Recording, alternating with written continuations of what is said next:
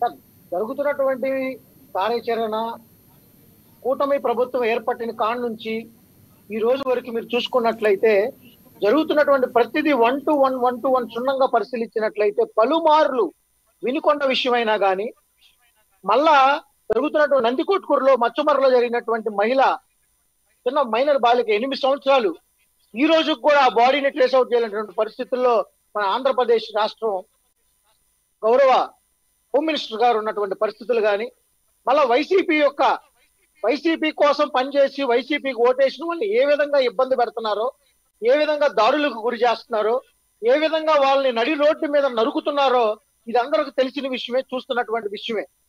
ఇలాంటి సందర్భాల్లో పలుమార్లు లా అండ్ ఆర్డర్ కంట్రోల్ తప్పుతుంది, లా అండ్ ఆర్డర్ ఒకళ్ళ చేతిలోకి వెళ్ళిపోతుంది, నడి రోడ్డు మీద నరుకుతున్నారు, దీన్ని మీరు పర్సూ చేయండి, దీన్ని మీరు పరిగణలోకి తీసుకోండి, జరుగుతున్నటువంటి దాడులు కంట్రోల్ చేయండి అని చెప్తున్నటువంటి క్రమంలో కూడా దాదాపు 60 రోజులు కావాల్సినటువంటి పరిస్థితుల్లో దాదాపు 36 మందిని హతమార్చినటువంటి ప్రభుత్వం ఈ కూటమి ప్రభుత్వం అని చెప్పి మేము మొన్నటి దినం కూడా చెప్పడం జరిగింది.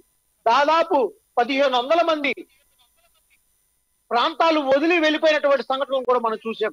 ఈ రోజు మనం ప్రెస్ మీట్, ఈ రోజు మనం డిబేట్ లో కూర్చున్నాం.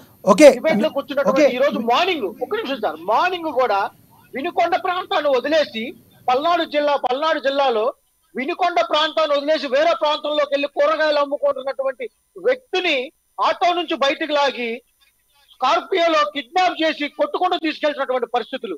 ఈ రోజు ఫేస్బుక్ ఓపెన్ చేసిన, ఇన్స్టాగ్రామ్ ఓపెన్ చేసిన మీకు చెప్పేంతటోళం కాదు, మీకు తెలిసి ఇలాంటి సందర్భాలలో ఒక ప్రతిపక్ష నాయకుడు, ఒక వైఎస్ఆర్సీపీ అధినేత ఈ రోజు ఆయన సహనము కోల్పోయి జరుగుతున్నటువంటి దాడులను మీరు కావాలని ప్రేరేపరించి చేపిస్తున్నారా? దీని కంట్రోల్ ఎందుకు చేయట్లేదు? రేపటి రోజున ఏది జరిగినా నా నాయకుల్ని నేను కంట్రోల్ చేయనటువంటి పరిస్థితులు వస్తాయి అని చెప్పడంలో ఏమాత్రం తప్పు ఉందని చెప్పి నేను అడుగుతా ఉన్నా. ఒక మాజీ సీఎంగా ఉన్న వ్యక్తి ఈ రోజున ఆ రకంగా మాట్లాడుతాన్ని ఎలా చూడాలి? ఎందుకంటే ఇది కరెక్ట్ కాదు, మీరు కరెక్ట్గా లా అండ్ ఆర్డర్ కంట్రోల్లో పెట్టాలని మాట్లాడగలి, కానీ రేపొద్దున మేము సీఎం అయిన తర్వాత మళ్ళీ మా ప్రభుత్వం వచ్చాక మేము ఆపలేము అంటే ఏమంటారు? దాన్ని ఏ సందేశం ఇస్తున్నట్టు ప్రజాస్వామ్యంలో? ఒక ముఖ్యమంత్రి కుమారుడు, ఆయన కేబినెట్ లో ఒక మంత్రి ప్రతిపక్షంలో ఉన్నప్పుడు రెడ్ బుక్ ని క్రియేట్ చేసి భారత రాజ్యాంగం ఇక లేదు, రెడ్ బుక్ రాజ్యాంగమే ఉంటది అని తెలియపరిచి ఆ రెడ్ బుక్ రాజ్యాంగాన్ని అమలుపరుస్తుంటే దాదాపు 36 మందిని హతమార్చి యాక్సిడెంటల్ గా కాదు, ఇది ఇన్సిడెంటల్ గా వాళ్ళ ఇళ్ల మీద పడి ఇల్లులు కూల్చేసి ఇంట్లో ఉన్న వాళ్ళని బయటకు లాగి నరుకుతా ఉంటే ఈ రోజు ప్రతిపక్ష నాయకుడు సహనాన్ని పరీక్షిస్తా ఉంటే సహనంగా మాట్లాడాలని సూచిస్తున్నటువంటి వ్యక్తులకి సూటి ప్రశ్న నేను అడుగుతా ఉన్నా. ఈ రోజు గంజాయి విచ్చలవిడిగా జరుగుతా ఉంది. ఈ రోజు ఆ గంజాయిని సేవించి పోలీసులు కొడుతున్నారు, ట్రాఫిక్ పోలీసులను ఆపుతుంటే వాళ్ళని కొడతా ఉన్నారు. ఈ రోజు జరుగుతున్నటువంటి పరిస్థితులు మనకు తెలియట్లేదా? మనం చూడలేదా? కళ్ళుండి చూడలేనటువంటి వ్యక్తులు ఉంటున్నారా అని చెప్పి మాకు ఆశ్చర్యం కలుగు చేస్తా ఉంటుంది. ఈ రోజు పసిపిల్లలు ఈ తిరుపతిలో 8 సంవత్సరాలు, గుంటూరులో 8 సంవత్సరాలు, మచ్చుమర్రలో 8 సంవత్సరాలు, మచ్చుపర్రలో 8 సంవత్సరాలు బాలిక తప్పిపోతే ఈ రోజు కూడా ఆ కుటుంబానికి, ఆ తల్లికి బాడీని ఇవ్వనటువంటి పరిస్థితి. ఈ రోజు లా అండ్ ఆర్డర్ కంట్రోల్లో ఉందని మీరు అనుకుంటున్నారా? లా అండ్ ఆర్డర్ కంట్రోల్ నిజంగా ఉందని చెప్పి ప్రజలు అనుకుంటున్నారా? రానున్న రోజుల్లో ఇదే ప్రజలు ప్రతిపక్షం అయ్యి రోడ్ల మీదకి వచ్చి రాస్తారోకాలు చేసి ధర్నాలు చేసి ప్రభుత్వం మీద తిరగబడే రోజులు వస్తాయి. ఈ రోజు మేం చెప్తుంది కాదు. ఈ రోజు పల్నాడు జిల్లాలో వినుకొండలో వదిలేసి ఆయన వేరే ప్రాంతంలోకి వెళ్ళి ఆయన కూరగాయలు అమ్ముకుంటుంటే ఆటోను అడ్డగించి ఆటోలో ఉన్న వ్యక్తిని బయటికి లాగి స్కార్పియోలో కిడ్నాప్ చేసి బహిరంగంగా తీసుకెళ్తున్నారు. అంతెందుకు సార్, మా చీరాల నియోజకవర్గంలో మొన్న మన సీఎం గారు మా చీరాల నియోజకవర్గంకి రావాలి సార్, చేనేత దినోత్సవం రోజు. దాని ముందు రోజు రాత్రి కలెక్టర్ గారు వెళ్తున్నటువంటి మార్గంలో ఒక స్కార్పియో ఒక స్ట్రోమ్ కారు హారన్ కొడితే తప్పుకోలేదని ఆ వ్యక్తిని విచక్షణ రహితంగా కోడి కత్తులతో 15 కోట్లు పొడిచి చంపినటువంటి సంఘటన. ఇక్కడ లా అండ్ ఆర్డర్ కంపల్సరీ ఒకటి ఒకటి మధుకర్ గారు, లా అండ్ ఆర్డర్ కంపల్సరీ ఎవరికి కరెక్ట్గా ఉండాల్సిన బాధ్యత ఉంది. 100% లా అండ్ ఆర్డర్ అనేది సరిగ్గా ఉంటేనే ప్రజలకు బాగుంటుంది. వాళ్ళ శాంతి భద్రతల కోసం లా అండ్ ఆర్డర్ కరెక్ట్గా ఉండాలి.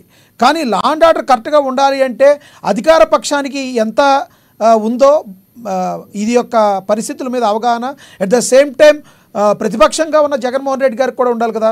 జగన్మోహన్ రెడ్డి గారు ఆ రకంగా మాట్లాడొచ్చు అంటారా? అంతేనా? దీనిలో ఇంకేదైనా వ్యూహాత్మకంగా ఏమైనా ఎత్తుగడ ఉందంటారా మాట్లాడతాం వెనుక?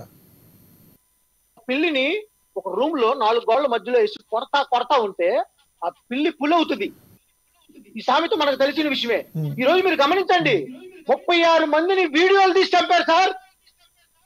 సాక్ష్యాలు లేకుండా కాదు సార్, ఇది వీడియోలు తీసి రెడీ రోడ్ల మీద నరికారు సార్.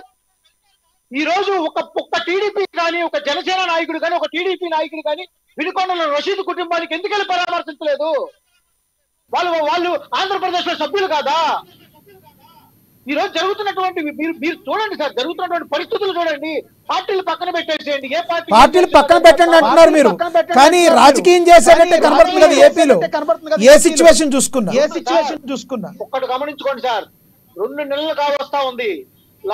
మా చీరాలో 4 హత్యే వేరే నియోజకవర్గం మాకెందుకు సార్? నా నియోజకవర్గం గురించి నేను చెప్తున్నా వినండి.